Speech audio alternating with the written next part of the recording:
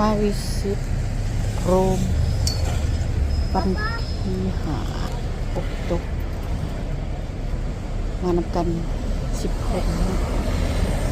มานั่งรถมีเขียนชมของโรมมาหอดคิวรถเลยพากันซื้อบัตรมานั่งขึ้นรถบัตรเตรียมสิไปหลอกกรุงโรม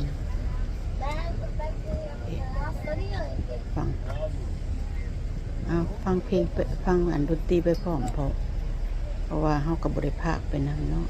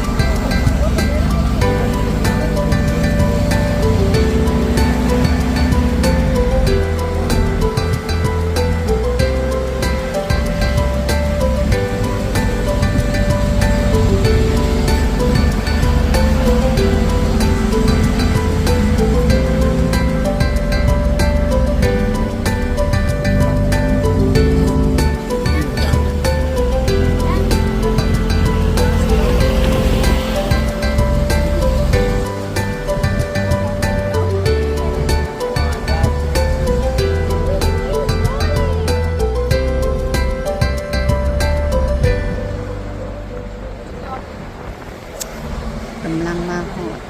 บ่อนสิไก่สิฮอดมันสตาร์ทเก่าเด้อแล้วก็โลฮอดเลยนี่โอเค